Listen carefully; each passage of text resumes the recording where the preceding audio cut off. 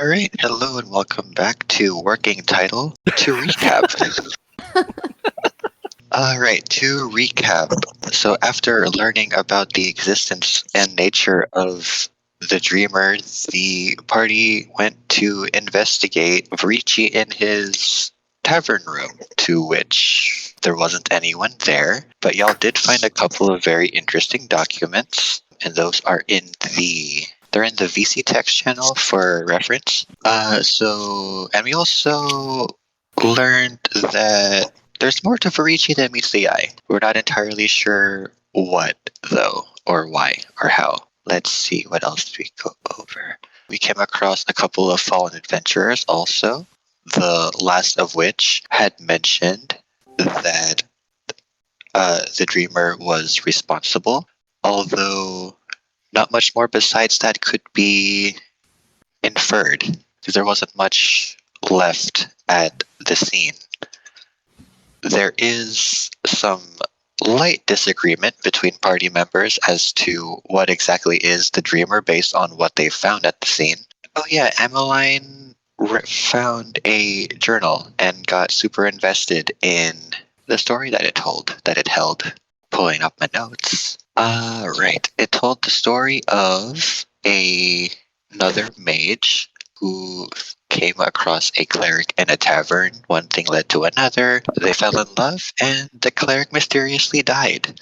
The connection between that and the Dreamer is still a mystery, and I think that's kind of where we left off, unless I'm missing anything. We did end up going into the cabin, and we saw Zed going through various memories, and then Varici came up behind us. Cool. Perfect. All right. Did no one re-listen to the episode right before this started, or was that just I me? hated the sound of my voice, being completely honest. The party has entered the cabin. We've seen a bunch of these memories, or at least just scenes that have played out before them at Zed's command. Varici steps out from behind the party in the corner and says casually, "Adventurers, meet Zedicus Savoria." But Idrynne interrupts him and says, "Master of illusion magic," she says, squinting at Varici, and she said, "That's impossible. I read that he died when he rested in a dragon's cave while on a rescue mission for a small town." But Varici just smiles and says, "Why do you suppose that is? After everything you guys have gone through." After a moment, Varici speaks again and says, "Here's what really happened after their first adventure."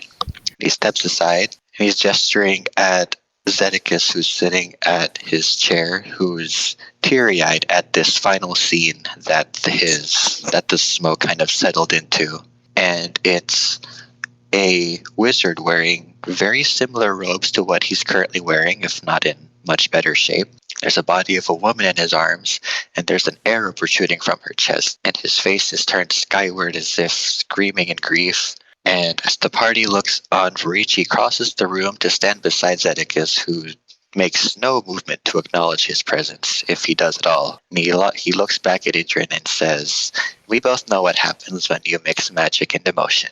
She just glares at him, to which Varici just chuckles before addressing the rest of the party, and he says, "I will admit, none of this would have been possible without all of you. I was running out of time, and y'all had bought me plenty. You seem confused. It's like I said from the beginning, from the very beginning. Stories live forever, as long as there are people around to tell them. And how many people exactly did you ask before you found this place?" He says with a wink. And he says, "What else did I say?" And he taps his chin in mock pondering, and he says, "Stories we tell are living, breathing things. They define us. They give us shape." And he spreads his arms out wide and gestures to Zed and says, "Behold the product of his." He puts his arms down and he says, "He made me in order to find his betrothed," as if she was somehow drifting aimlessly across Nocturne. And he shook his head before looking at the party. "Genuine question. Do you know what gives dreams beauty?" Emmeline is like... Okay, while Scumbria is answering, Emmeline is real slowly leaning down to try to slide the knife out of her shoe. And it's canon at this point that Lucius is asleep standing up. Jesus. Oh my god. Okay, I knock on Lucius's head like I'm trying to get inside a door, and I'm like, "What makes it so beautiful in there?" Like I'm trying to get to his dreams. What? I was paying attention, I swear. Yeah, what were you dreaming about? Don't could've call died him in your Ned. What were you sleep. dreaming about, Lucius? Nothing. Wait, hold on. Are we still monologuing? Oh my god. I'm gonna kill this guy. Farici clutches his chest in mock pain and says, "You kill me, alchemist. What gives dreams its beauty is the same thing. It's the same thing that everything else draws their own beauty from. Effervescence. We don't celebrate the flower for its beauty. We celebrate it because we know its beauty will someday fade, and we consider ourselves lucky to be around to experience it before it's gone. What are dreams to you but the stories you tell yourselves? Little adventures where you always emerge the hero no matter the odds." Barichi smiles knowingly. "It's okay if you forget one dream, because the next one will be something out of a fantasy," and on and on and on. "But what happens when the dream becomes an obsession?" He locks eyes with the party and spreads his arms wide before they start twisting with a sickening crunch. And they start bending outwards in odd angles. And this cracking and crunching kind of spreads throughout his body, and like his limbs start like lengthening and contorting into unnatural angles, and like his clothes are tearing. And his hair kind of like grows over his face. Though as his hair kind of falls over his face, there's like two glowing orbs of light seem to shine behind them. And when it spoke, it seemed to carry a sadness that seemed to thicken the very air around it. The entity said, "I am the end of all things." Reference image in VC text. I Oh, fucking lovely. fucking called it. I called it. I fucking called it. Oh my god. I fucking called it. I called it. I called it. Oh my god. Hell no. I mean, Emmeline puts her oh hand no. on Scum's arm and is just like, "Fine, I'll write you into the song. Just like, shut up and get your stick on fire." At this point, not only does she pull out her staff, but she pulls out the last swig of rum that she has on her. And as she grabs her staff, it lights up, and I take a shot. I'm ready, motherfuckers. Let's do this. Idrynne is looking up at this creature because it's really fucking tall too. It's like 10 feet. She's just looking up at him so Idrynne is looking up at this creature with just the most "what the fuck am I looking at" face on her face. And kind of she, without breaking eye contact, just hands her bottle of rum over in Scumbria's direction. Thank you. I'll need this. Flame grows bigger. I thought you might. So is anybody going to help me out here? Am I going to be the only one lighting this bitch on fire? I mean, I have the hex flame, but I don't want to use it unless I actually need to use it. And I don't know if this is going to kill everybody around me, so... Can I do a perception check looking around the house specifically to see if there's any minions or like sidekicks of this creature that might be around? Yeah, go for it. 7. Oh, 7. shit. Yeah. There is an ominous mood-setting mist that seems to obscure the top, like the first like 6 inches off the ground. So while you cannot perceive anything using your senses to any useful degree, you personally can't guarantee that there's anything beyond what you see. But you don't sense anything. Okay. I don't really tell the party this because I don't want to look like a failure, but I noticed the mist. I just rolled my morality die, so that's going to dictate what Lucius is about to do. Lucius is looking up at this big ugly monster and he goes, "Well, let's get this party started." I draw my pepper box and I fire. Let's get this party started. Do. Yeah, we should probably roll initiative. I'm trying to get my dice here. I'm slacking. Aw, fuck me. Oh, fuck. Hold on. Let's see, what are we basing this off of? That's not too bad. I think initiative will just be a flat roll because we don't really Yeah, have initiative's just a flat roll. Stat. Mm-hmm. Oh, God. 16. 10. 6. hold on. Oh, Jesus. Summer, yours was 16? Yes. 16. Lindy, what was you? 10. 10. And Nate? Lucius got a 6. Lucius got a 6. Idrynne rolled a 12. Hey. And the end of all things rolled a nat 20. Oh, Of course he shit. can. Oh, it's fine. That was initiative, as long as it wasn't. And I'm scared. Yeah. Question, All is right. end of all God. things, is that hyphenated? Sure. Okay. So can I try to jab at this motherfucker? I think it's gonna go first. Yeah, it's gonna go first. So let's see. I need a D4 real quick. Here we go. Couple of these ribbony tendrils that you see in reference picture extend and lash out towards Scumbria in attempt to immobilize her. Okay. So, shit. Is it like a shadow person? Is this like arms shadow? No, it's a wood marionette type deal. Okay. It's At grabbing least that's what on you can see. me. Okay. Can I grab my knife and cut this thing that's grabbing at me, whatever it is? It's across the room, and it's sending. Well, they're ribbons of cloth, Oh, but yeah, and so they're it's like sending flying to towards you. Yeah. Oh, okay. Then I'm using my staff. Yeah, I'm definitely using my staff then. Like, I'm gonna Okay. try to like make my flame go 10 times bigger, like make a shield with the flame. So if it touches me, it's gonna turn itself to sense. Yes. Okay, DM console. That would be a mystic roll. that's a plus for me. Yeah, I would argue that that's Mystic because Scumbria is Okay. like actively trying to use her magic stick. Okay. Cool. So yeah, go ahead and give me a mystic roll. So are we doing 2 or just a 1? If I have a plus, If you we're doing if the double. with a plus, yeah, you're rolling 2 and you're rolling with advantage, basically. All right. See, I got a 17. Nice. All right. So as these ribbons fly towards Scumbria, you manage to raise your shield in time before they reach you, and once they make contact with the shield, the first 2 or so feet of the ribbons catch fire, and they instantly recoil in pain. And as the beast cries out in pain, and the charred parts of the ribbon kind of just fall, and they smolder and swirl into the rest of the mist. Yes. With that, it's Scumbria's turn. Again? Jesus fuck. Oh Okay. yeah.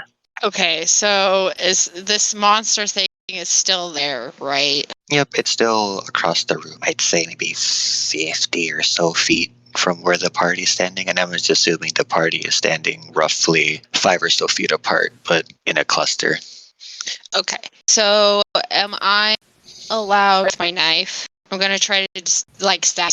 Okay, so let's see. We have movement. Give me vigor or sea legs, whichever you have a better chance at.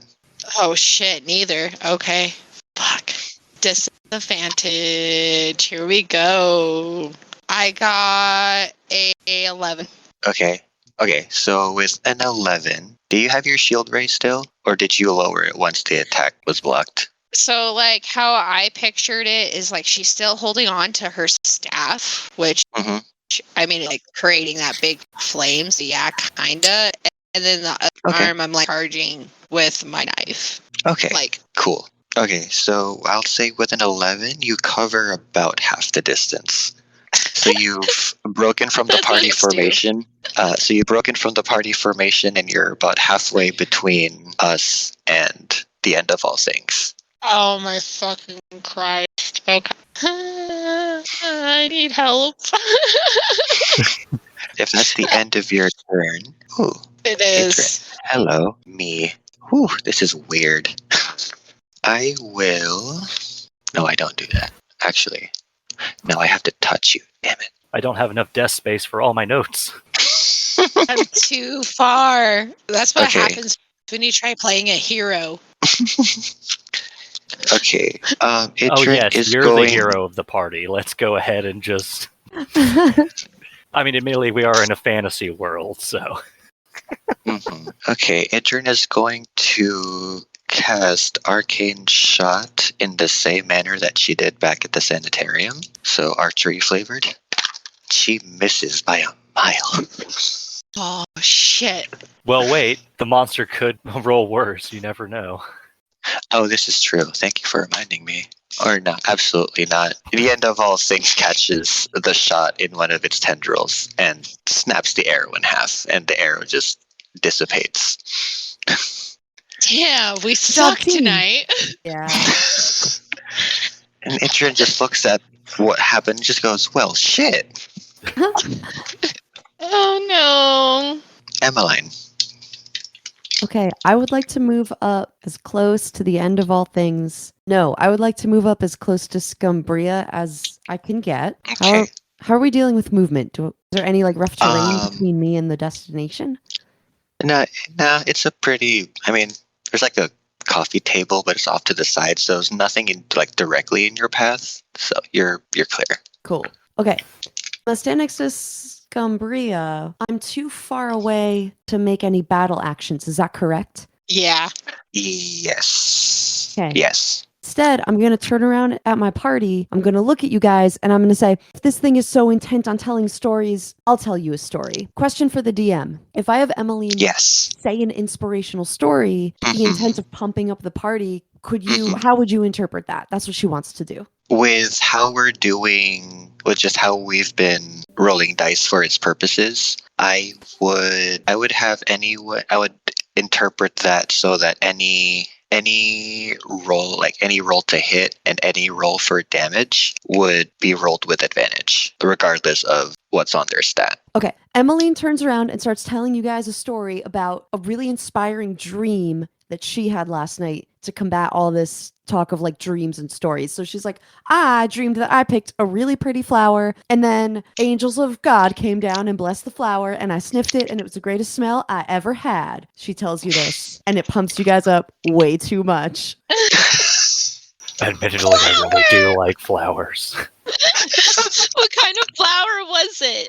It was kind a of flower was daffodil, it? guys. It smelled sweet like candy. Lucius, you flowers. flash back to a moment where it's pretty much any one of your mushroom TikToks, but instead of the mushroom, it's the daffodil.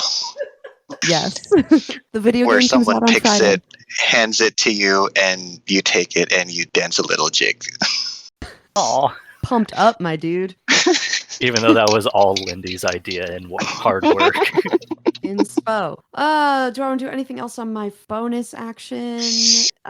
I'm just gonna look at Scumbria and be like, there's really nothing to do. I end my turn. I'm good. Cool. Lucius, go for it. All right. So, like I said before we rolled for initiative, Lucius draws his pepper box and he fires into the end of all things. And with the bardic inspiration, that'll be with advantage. Yes. What that would be, what? Vigor? Skirmish. I feel like skirmish would be the most Skirmish. applicable. Yeah. Mm-hmm. Not that it matters since you're rolling with advantage anyway, but for future reference. Eef. Yeah. I got a 12. 12. Jeez, we're all sucking on our rolls tonight. What the hell?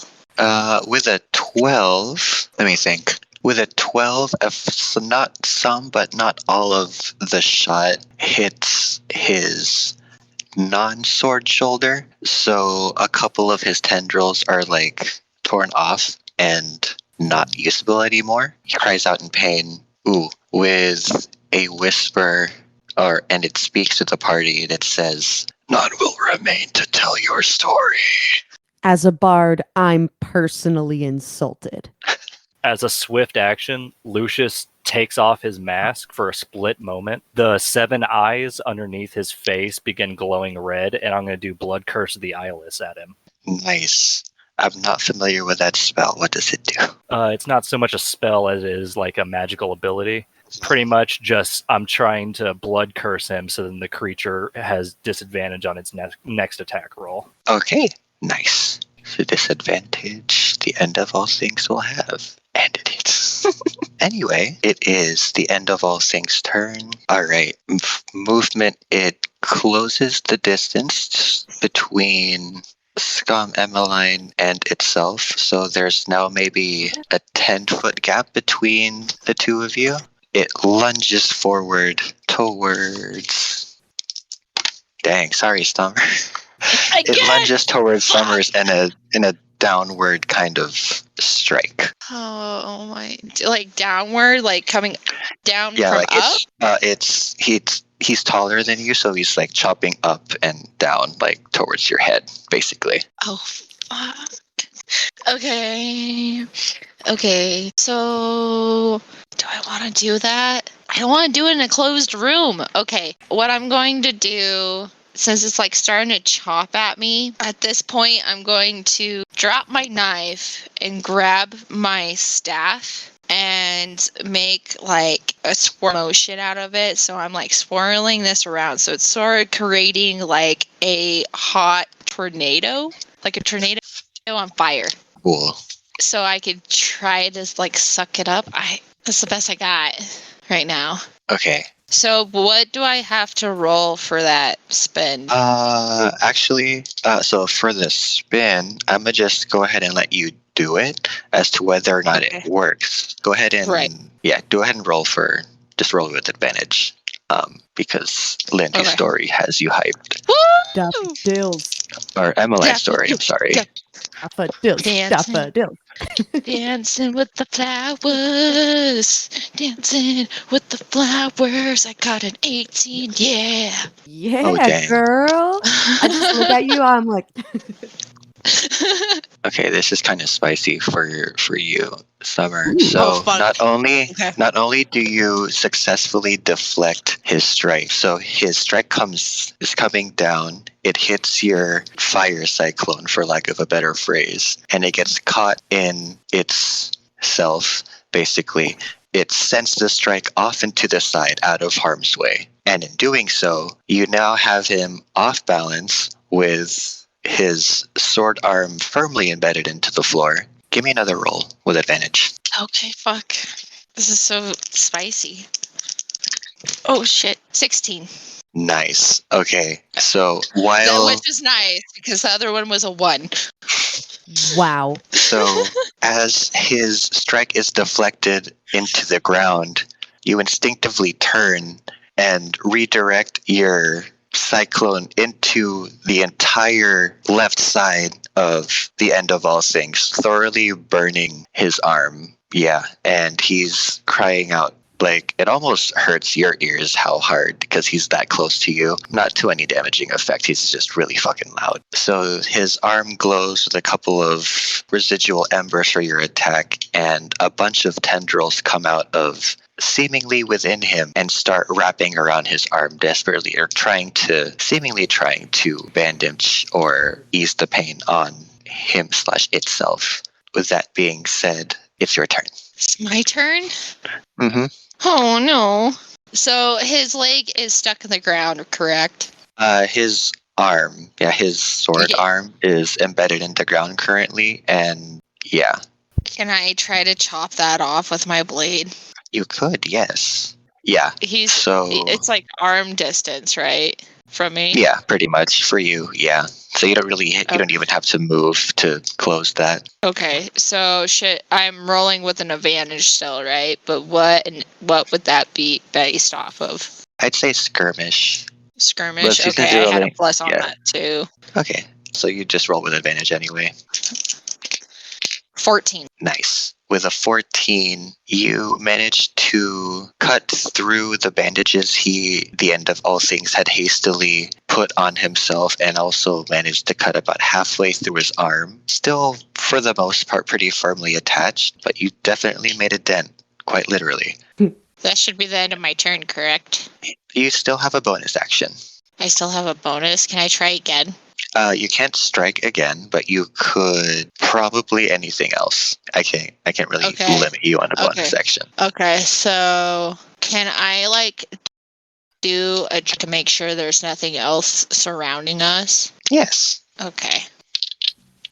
12. Just your passive senses, you can tell with a pretty good degree of certainty that there's nothing in the room besides the end of all things, the party, and a very silent and distraught Zedekiah sitting in a rocking chair at the corner. Oh, Jesus. Because he's still there. Oh, God. Oh, no. It's your turn, girl. Fucking I'm done. It is my turn. I move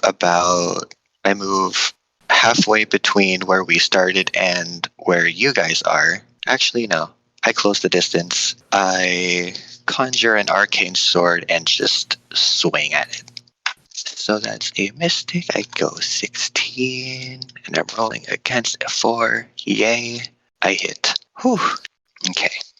Nice. Let me think. So the end of all things, by the time Scumbria had finished her turn, it was on one knee, basically. With this action, Idrynne effectively just chopped one of its legs off cleanly, and now is having to use its sword arm as a crutch to stay standing. And in response, the end of all things turns and eyes the party one at a time and says, "To dust you shall return, dust you will revenge." Oh, hell no. And with that, it's Emmeline's turn. Computer. So I'm just going to keep my webcam turned off for now. Without hesitation, do you guys remember the knife that Scumbria dropped so she could get her fancy stick going? Emmeline's gonna pick that up. Hell yeah. Cool. Yo, so we're double-fisted knives here. Then she's gonna run over to the end of all things, and she's gonna do the exact same move that Scumbria did, just like continue to chop limbs off with her 2 knives. Okay. Are you attacking its other arm or the sword arm that's embedded into the floor? Is the sword arm not detached yet? It's half detached. Yeah, we're going for that one. 2 Okay. 2 daggers, 2 knives, detaching it. What Cool. am I rolling for? DM console, does Emmeline's buff apply to herself? I want to say yes. I don't know the answer to that. Ned, do you know if Bardic Inspiration affects the bard who cast it? I think the wording is any creature in a... Wait, let me read it. If you're, this on a specific Bardic Inspiration from 5th edition only affects the person that, like, you point at a person, you give them inspiration. That's right. But Bardic Inspiration from previous editions was everybody that could hear it. Mm-hmm. That's kind of how I've taken it. Like an AoE Yeah, buff. it's more like an area of effect buff. Yeah. So, yeah, go ahead and roll with advantage for that. Okay. Is this vigor? Is this strength? Or dex? Skirmish, more like. It would be skirmish, yeah. Okay. But since you're Inspiring, you have affected by your advantage own either way. inspiration, you have advantage. Yep. Wow. I got a 3. Oh, shit. With advantage, I got a 3. However, no. would that be considered 2 attacks because you're doing with 2-handing? Yeah, so go ahead and roll again. Okay. This is so in character because no one's ever taught her how to fight before. 15. Woo! Oh, this is nice. So, Emmeline, you make this big dramatic show of like picking up this knife and somersaulting either over or around Scumbria to get in position for this strike, and you land with this really epic pose, and your striking hand is like back here, and you're like, whoa, and you throw your knife hand out, and like you just hear a tink and like a wood chip comes off. But you're like completely unfazed because you're already ready with a follow-up. You go in for the strike. You probably had your eyes closed at the climactic moment, but by some miracle, your blade catches the arm. It's basically hanging by a couple of splinters at this point. Like a stiff breeze could break it off, but it's still technically attached. Okay, she stands up and like rolls her shoulders back, like super proud of herself for landing a hit. She's never done this before. And she says something badass. She thinks it's badass. She looks at the creature. She goes, "How's that for a story?" And then she spits on him. Oh my sweet bard. Vicious My mockery be sweet- like. My sweet bard. And Scum just pats her on the back shoulder and tells her, "You did a really good job. I'm proud of you today." I end my turn. Thanks, Scumbria. All right, you're up, Lucius. All right, so would you say this thing's on death's door? Like, it's not looking too hot. The minute is starting to get tired. That's what you think. Fuck. Dude, the struggle. You know how many hits? So All many right. hits. So, I don't know whether to attempt to do damage or to support other people. Morality die. Okay. So Lucius kind of pops out from behind the coffee table he was hiding behind. He's going to go ahead and fire at the end of all things. I got a 16. Yes. All right. Nice. I can fuck with that. Damn, with a 16, you definitely hit against the end of all things is 2.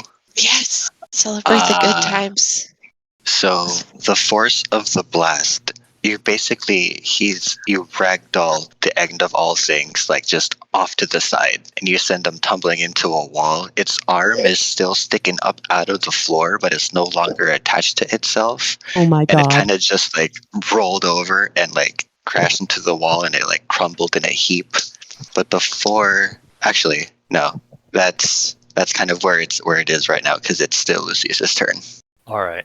I'm going to go ahead and set up Scumbria for the killing blow. I'm going to yeet a flask of oil and splash it on the creature.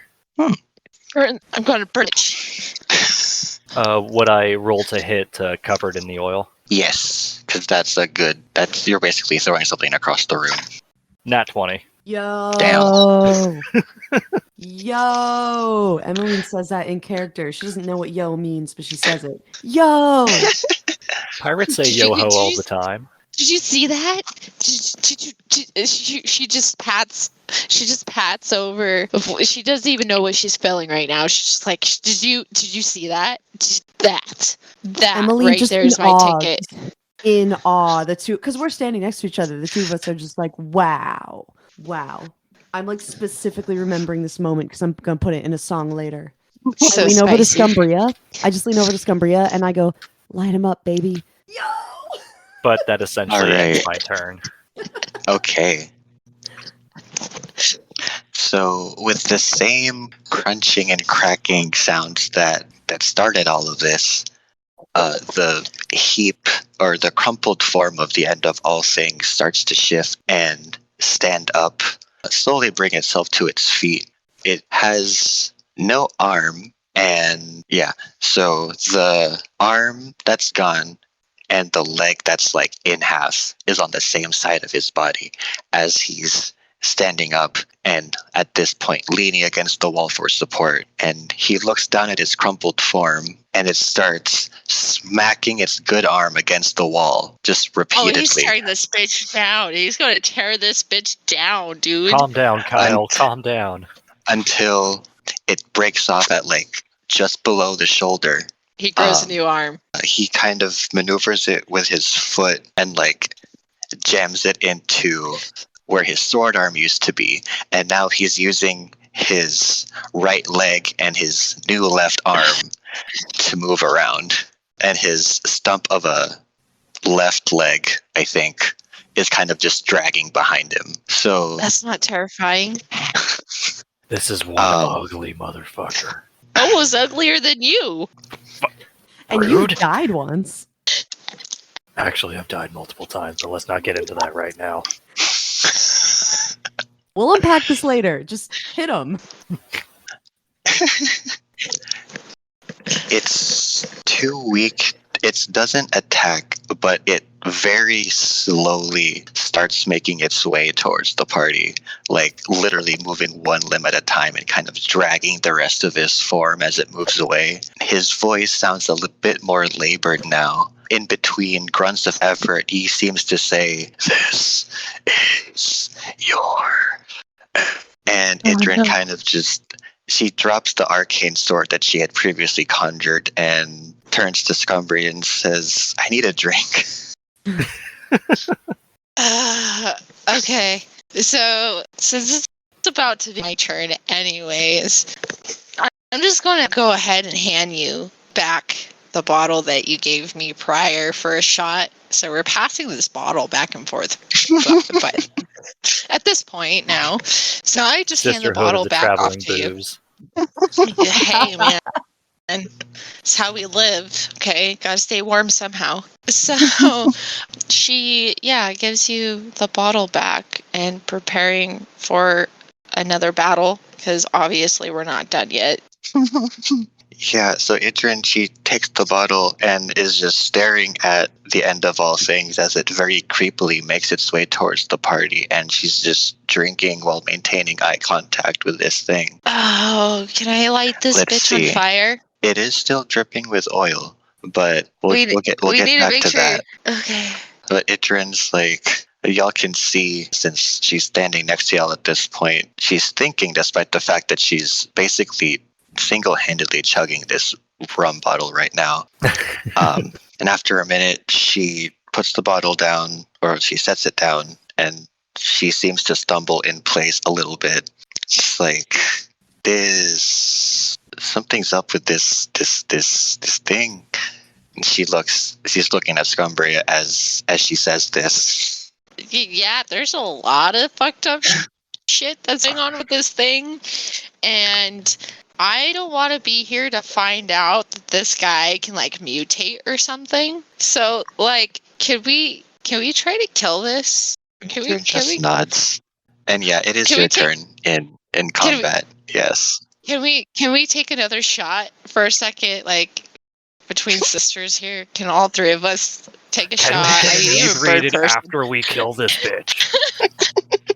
Hey, peanut gallery, shut up. I'm the one that almost died here. Okay, not happy about it. We all need drinks. She grabs a bottle, takes a chug. She hands it over back to Idrynne. You guys do with what you will. And then I turn around and I'm just can I walk up to it and light it on fire? Like You can, and as you do, you hear Idrynne slurring behind you. She's saying, "I just think it'll work. I don't. No, you wait. don't think this is going to work? You don't think this is know. going to work? I don't know." Oh, Jesus. Okay, sweet baby Jesus. You know, it's leaving a trail and we're screwed. I got you again. Did you say something before saying we're screwed? Oh, yeah. Can you hear That's me? the quote of the podcast. Did you say something before saying we're screwed? So, I was thinking, this thing is leaving a trail. So, if I did try to light it on fire, I feel like the whole building would catch on fire as well because of the trail that it's left with the oil. And, like, I don't want us falling in the crumbles of a building. I don't want that. So she just like looks at everybody because, Idrynne got her attention. I'm like, well, what do you think will work? Kill it with fire. Emmeline says, we have good dexterity. I can get out. Kill it with fire. All right. And she goes, "Okay, I don't know, somewhere I guess." She's like plastered at this point because she drank like half the bottle in 2 seconds. Oh, no. Okay, so I disconnect I have my staff. It's disconnected. I have both parts in both hands, okay? And I like do this like stomp motion towards it. And like I put my foot, can I put my foot like on his head and like light him on fire while I set him in place with my foot and just Yeah, cool. So that happens, right? Instantly engulfed in flames. The end of all things. nice. Instantly engulfed in flames. The flames instantly catch on the trail that it was starting to make across the floor. Naturally, the puddle of oil that was caused by its initial crumpled form starts catching fire, and in seemingly no time at all, this entire, that whole wall is quickly engulfed in flames. So we gotta get out of this bitch. I have to grab you. I have to make Lucy grab you. And we need to book it. Did you just call me Lucy? Oh, did you catch that now? She's saving your ass. She- Shut up and take it. Like thumbs I up. Would be the did. first I'm time like, somebody fuck said off. that to Lucius. So, do you want your bonus action to be running back to where I'm standing and fireman carrying me over your shoulder? Yes. Okay, so you do that. Idrynne's going to use her combat action to just cast a bubble shield around the 3 of us. Wait, can yes. I disengage from battle? Like, I don't want to be in the battle anymore, but Who's the old guy name sitting in the chair? Zedekiss of Oregon. Zedekiss. Yeah, I'm gonna go I'm over to glad you Zedekiss. remembered him. Yeah, and am trying to fireman carry him, but my strength is pretty fucking bad. Is there a window near him? Okay. Like, can I take him out? Yeah. of the window so he can So throw his he's in a rocking chair, so maybe about 5 feet from where he's currently sitting, and between the rocking chair and the window, there's a little side table with just like a vase. That's all I get. Okay. I'm gonna take the vase and I'm gonna smash it, hoping that there's water in it, and I want to actually just drip it on the floor around him, just to buy myself some time for right now. Or drip Okay, it- there fuck it, absolutely drip it on was him. water in. I'm making him wet. I'm putting Okay. it right on him. You're making him wet. I'm saving his life. I don't have time for better grammar. Let's go. Okay, so as you dunk the old man sitting in the chair, he coughs and splutters as this water is dunked on. This is a pretty sizable vase. Frankly, he's a little surprised that you were able to lift it since it was carrying full with water. But let's don't question that. As his coughing kind of calms down, he mutters something under his breath so that only Emmeline could hear, but you can't quite make it out. But it seems to be something along the lines of, "I'm sad and now I'm wet." It's okay, old man. It's about to get really hot in here. Take my hand. Phrasing. And, oh my God, You're welcome. I need to collect myself. It's going to be really hot here.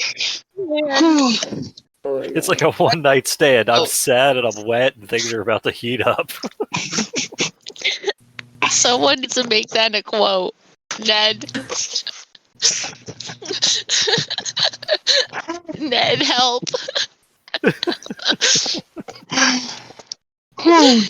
We got that over recording, and that's glorious. Damn.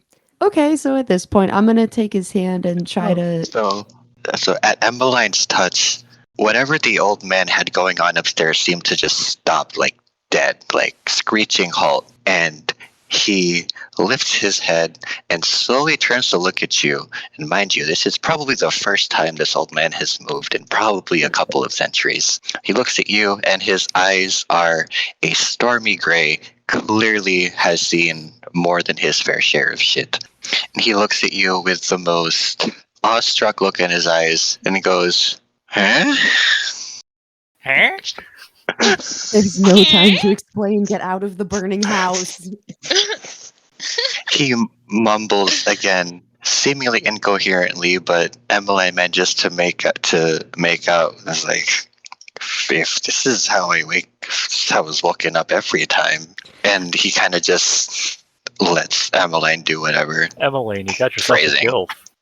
Okay, so we're trying to save a person's life here. She just glares at Lucius through the literal fire, and Lucius, I hope you can feel the glare through the flames and the smoke filling up your fucking lungs. Rude? That being said, she takes him by the hand and starts leading him out to where the door is. I need to feel vote. attacked. Oh my God. At this point in the story, I'm gonna pause combat mode, as it were, so we can go back to the narrative way of doing things. Real quick. Mm-hmm. Scumbria grabbed Idrynne and headed out the front door. Emmeline He's heading out the front door, yeah. Yeah, they're heading out the front door. Emmeline got Zedekiss up out of his chair, and they're going towards the nearest window. Yes. Okay.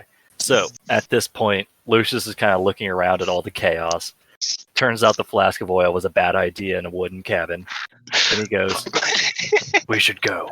I should go. I tried saying I'm that. Commander Shepard." And he's going to make a beeline straight towards Emmeline. And he's going to assist in propping up Zedekiss. And he's going to hand Emmeline a potion. Thank you. She's gonna take it. She's gonna accept the help, and together they're still going towards the window. Potion that I just handed you was freedom of movement. Oh, nice. How does that work? You cannot be restrained, and your max movement can never be reduced. So Nice. pretty much with the two of us hefting old guy, fucking old man Jenkins, with you drinking that potion, we should be able to yeet him out the window super easily. Glugging it down, yeeting will commence. Let's go. So while all this is happening, Idrynne is just draped over Scumbria's shoulder, and her arms are kind of like raised like this, because she got to keep the bubble shield up to protect the two of them from the fire and the smoke. And she's all but checked out from the situation at this point. Like, it's a wonder that she still has the shield up, and she's just singing to herself now. And she goes, "What if I run away to while all this is going on?" Thanks. I needed a good montage song. So as she's listening to, Adrienne singing, I'm mumbling to myself, I get fucking grabbed by some demon monster thing, and now I'm end up carrying the mage. This is one hell of a night. And I'm trying to climb over this log, or this, piece of the wooden cabin that fell through that with her attached to me. It's a fucking hassle, but we got it. We made it. We're now at the door. Hopefully we can get through the door. Can we get through the door? Yeah, we get Is through that the okay, door. DM? Yeah, we get through the door. And then I throw her off my shoulders. We're out of the building, and I just go, Job's done. like a shot, please. Yep. And I sit and I wait for the rest Your of the request? team. At your request of a shot, she's still face down on the ground. Or she's still, face up on the ground, but she just, raises an arm up, and there happens to be the bottle in her hand. She just holds it up. Fair. Thank you. And as she And we takes the sit and we bottle, her wait, arm man. just flops unceremoniously back to the ground.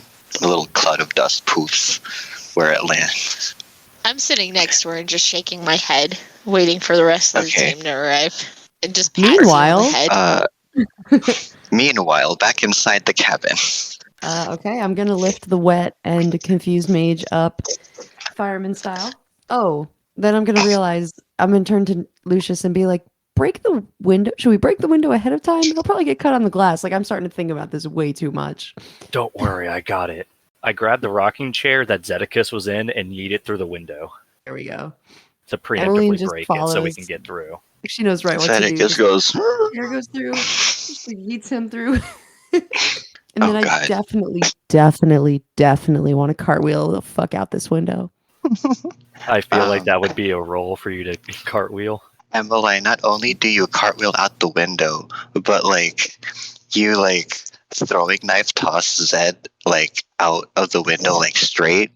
So you cartwheel off the windowsill and onto Zed as he's flying out the window. I didn't even roll for that one. That just happened. That was just DM gift. That just happened. Once Zedekus and Emmeline are safe outside the window, I'm the last one in the cabin. I want to turn towards the burning husk that is the end of all things. And do I notice any movement, or is this thing dead? It's moving, but you can't tell if it's death throes or if it's still alive despite the flames. At any rate, the building is starting to crumble around you. Bye-bye, motherfucker, bye-bye. So, Killing that bitch, bye-bye. because Lucius just shit. killed a monster and I'm not able to claim the kill, I have to immediately drink a vial of laudanum. And then I look at the creature and I don't even care if it can hear me or not. But Lucius goes, "Sorry, things got a little heated." And then I jump through the window. Did you seriously just come up with a catchphrase? I love it. I just immediately high five. I don't even give a shit. I love it. And I shout through All the right. house, through the fire. I'm like, "Scumbria!" I'm shouting, "Scumbria, you need a catchphrase!" Fuck yeah, I do. It wasn't a catchphrase, it was a bond line. So, Catchphrase now, motherfucker. Emmeline is screaming into this burning building, but Scumbria and Idrynne are already at a safe distance outside of the house. Well, Lucius and Emmeline are going to help Zedekus to wherever the rest of the team is. So we're probably running around the building. Okay, Yep. cool. So the party reunited once more, looks on as the cabin is engulfed in flames and ultimately burns to the ground. And as the flames are reduced to a couple of burning coals and embers, something moves underneath the rubble. It Fucking is... Christ. How do I want to do this? All right. It is very much still the end of all things. If the end of all things was put together by a very uncreative 5-year-old, it is very much, it is his head, its head, shoulders, and maybe about 3/4 of its torso. It has 2 very hastily put together arms just made of mismatched twigs. Some of it are still burning, and that same binding cloth from earlier. And it has no legs, but it has 2 arms, and it's supporting itself on like a cane. And it's like trying, well, not really trying, but it's having a really, really hard time to trying to navigate this rubble. But the end of all things is, as far as the party can see, severely weakened, but very much still alive. Some stories don't know when to fucking end. And it's at Lucius's comment, Idrynne sits up, like bolt upright, and goes, "Wait, what?" And looks from Lucius to the rubble and sees what's there and goes, "God fucking," and stands up, dusts herself off, steps out in front of the party, turns her back to the end of all things, and goes, "Okay, I need a favor from all of you. I need a something, a trinket," that she pauses as if trying to find the words. She turns to Emmeline and goes and says, surprisingly, her tone is surprisingly soft. She goes, "That spool of thread you carry, where does that come from exactly?" Her hand goes to her pocket, like in a defense. Like this is clearly not something she wants to hand over. She goes, it's from my father. She nods in understanding, and sensing Emmeline's apprehension. Idrynne nods knowingly, reaches into her pocket, and pulls out the ring that she was going to propose to Zilrea with, and Yeah. shows it to Emmeline and says, "I had this commissioned before we left for London." We both know how that worked out. Yeah, and she kind of hands it over to Emmeline to get a closer look at. Emmeline takes it, but then looks back and like just asks, like, what's the favor you need? She looks at you, at Emmeline, and says, "I have an idea, and it's crazy enough to work. But for it to work, I need to know about that silver spool." I mean, it's my dad's silver spool. It's been in our family for generations. That's why we're Sterlings. It's all my father, his father, my grandfather, my great-great-grandfather were ship sailors, and they kept this silver spool of thread on them at all times to fix things like sails and to just generally handle the ships. And she's like, "It's also the only thing I have left from my realm. There's nothing else that connects me to my past. This is the only thing I have." Idrynne nods in understanding. She nibbles her lip as if trying to find the right words to ask this next question that she's brewing in her mind. Instead, she looks at Emmeline directly in the eyes and says, "This is a crazy plan, but we're out of options. So I'm going to be 100% transparent with you.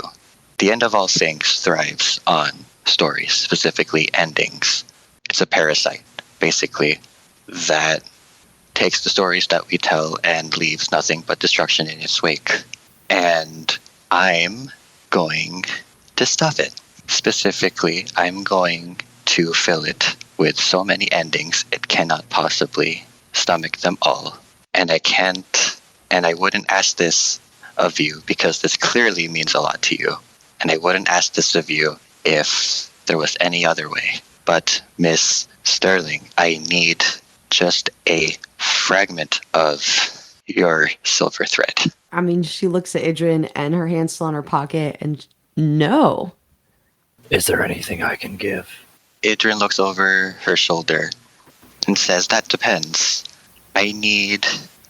If there was ever a point in your life where you made a choice and you could have made another, and you have something on you that reminds you of that choice, we need this if we're going to stand any chance of getting out of it. Lucius reaches into his coat and he pulls out what appears to be a marbleized scallop shell and tosses it over to Idrynne. She catches it one-handed, looks at it for a few seconds, and looks back at Lucius. She says, do I want to know? All you need to know is that was from the first monster I ever killed. Idrynne ponders his response for a second and goes, I can work with that. Emmeline says, wait. And she goes digging in one of her pockets. It's a different pocket. And deep down, like, you get lint in your pockets and stuff. She's like really digging at the lint. And she pulls some lint down. She looks at it. She goes, fucking knew it. And she pulls a tiny corner of a card, like a playing card, out of her pocket. And you could just see the edge of a J on it. There's like a J. And she gives it to Idrynne. And she goes, this is from an ex of mine. He literally had a calling card. And she like drops it like she doesn't want to touch it. Idrynne takes it with a knowing smile. She says, could never get a clear read on him. He seemed like a different person every other week. Let's not get started on crazy exes. Must have been one hell of a joker. I think we all have a crazy ex backstory. Oh my god, I think each of us does. Does Scumbry want to cash in on this? Ironically, Lindy, both of our items we just gave to Idrynne were kind of in the same vein. Ouch. No. You're not wrong. I should have made her give some like poison over something. No, the card's good enough. Are we like... Are we just like we're trying to kill this cat thing? So what do you need? Yeah, Idrynne has some crazy feather-brained idea. Yeah, we're just trying to give. Did you want to contribute something? The way Idrynne said it was what did you say? You said it really well, Idrynne. We're gonna fill it with so many endings. That was cool.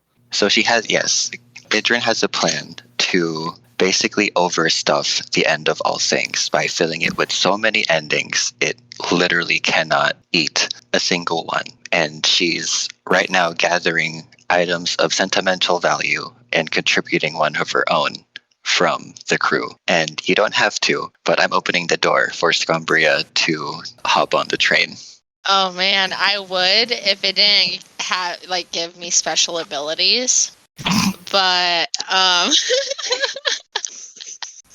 I mean, I could collect the pearls and make something else out of it. Because, the pearl is just going to explode. Bet.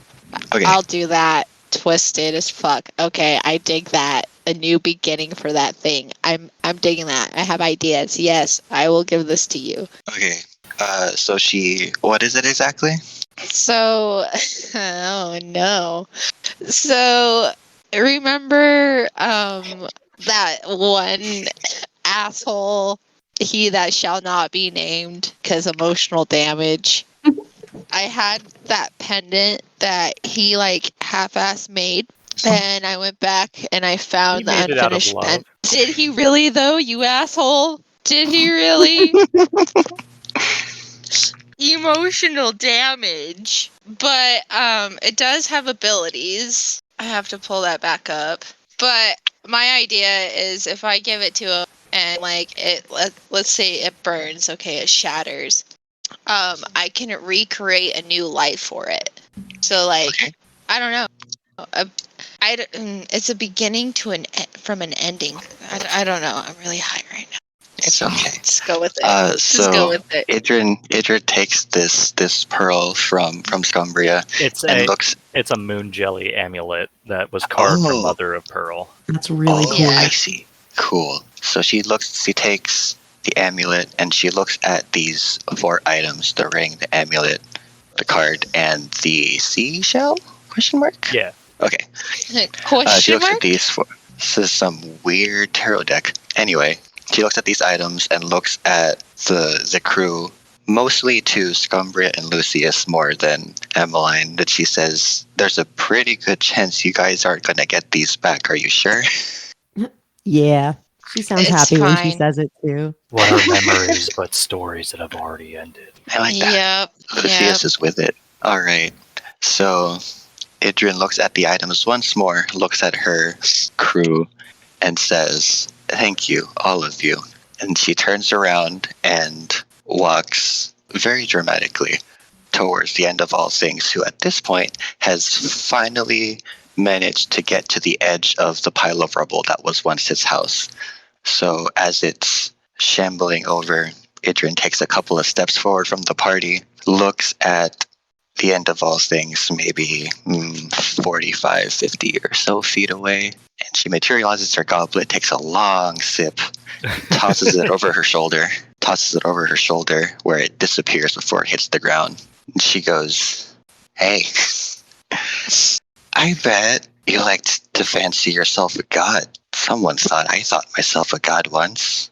Boy, were they wrong. But you're not a god. Now you're just a parasite eaten out with jealousy and envy and longing for the lives of others. You feed on the stories of love and loss and birth and death and sorrow and joy. You've taken them all. I hope you've got a big appetite, because have I a story for you?" And she offers up, she holds out her hands, and there's two of these trinkets in each of her hands, and they all start glowing this purple aura, and they just float a couple of feet in front of her. All right, so she says, "I hope you got a big appetite, because I brought something for you." And she offers up these trinkets, and she says, "Each of these items are full of stories, full of history, each of them full of futures that never got lived, days that should have been that never were, passed on and on to me." The ring floats forward in front of the other three, and as they all float towards the end of all things, Idrynne continues and says, "This ring, these items, these aren't just the past, it's the whole future that never lived. There are billions and millions of unlived days for every day we live, an infinity, all the days that never came, and these are ours." And then the purple glow around each of these items intensifies until they just disappear behind the light, and they dissipate into particles, and they all float towards the end of all things, where the end of all things finally freezes in place, and it sounds like an exhale, but upon listening closer, it sounds more like a sigh of relief, and its eyes slowly dim into nothingness, and it crumples, lifeless, amongst the burnt wreckage of the cabin. And Idrynne kind of sits there, breathing heavily, kind of frozen for a second, before she drops her arms and goes, "I can't believe that worked," and falls over because she's exhausted. So, as being the medic, I ran to make sure you're all right. I went over and I'm like, "Are you okay? Look at me. Can you see me? Are you all right?" She looks up at Scum and goes, "Bleh." This is serious. This could be really harmful. Like, I need to look at that. He goes, "I feel lighter, and I hope you do too." And she reaches up and pats the side of her face. I have a feeling I'll run the bastard sooner or later, but yes, I feel a little bit relieved. Fuck you, Stormcrow. I'm on a hunt right now, man, for a monster. Like, Pumped up. As Idrynne cast the spell, and like the items full of memories kind of exploded into a shower of sparks, Lucius mutters something under his breath that I don't know if anybody is nearby enough to hear. Definitely not Idrynne. If somebody wants to do a perception check or not, I can just continue. I'll let the dice see I if I can. hit it. 11. 18. Nice. Both of you pretty much hear it. He mutters, "Sayonara, Eden." And then he kind of takes another swig of his laudanum, and he kind of walks past Emmeline and goes, "So, I think we have a lot of stories we need to share. I guess I missed a lot. Oh boy, have you. Apparently I'm into demons.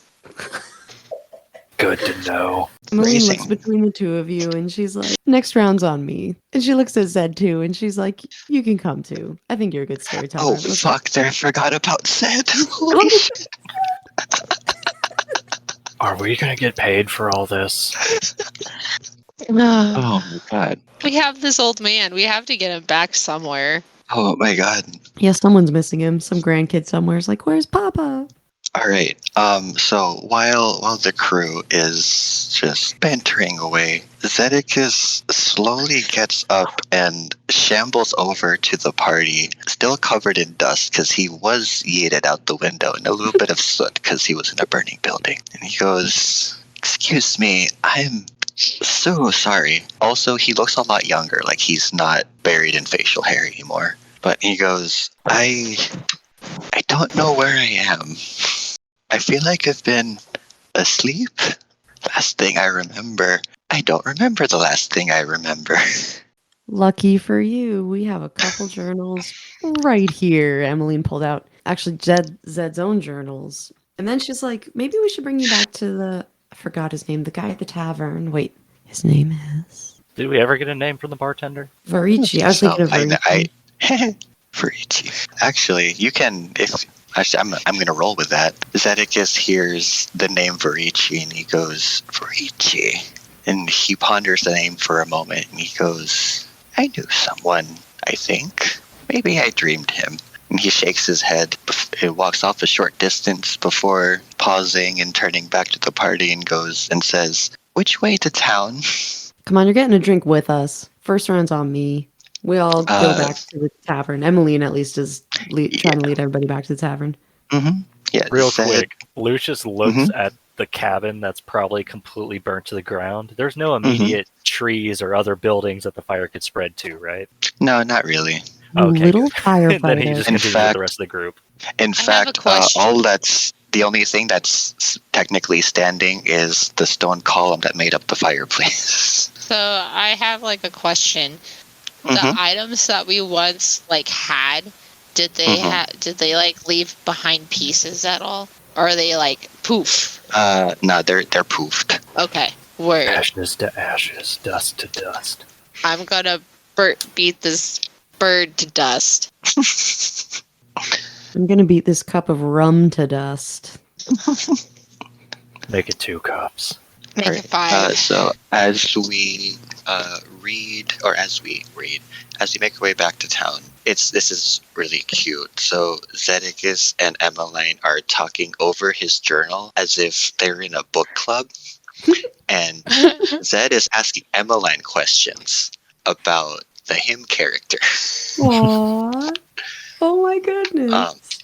And like as he does this, he slowly regains his memories. And she's like really excited to use her storytelling powers. Like she's been a bard her whole life, so she's more than happy to answer him questions about his own life. And it feels cool to be an expert on someone else's life. Like she's really getting into this a little bit too much, but it's okay. Adrenaline or something. I don't know what's going on. It's all that Alright. hyped up. That hype. Alright, fast forward a little bit.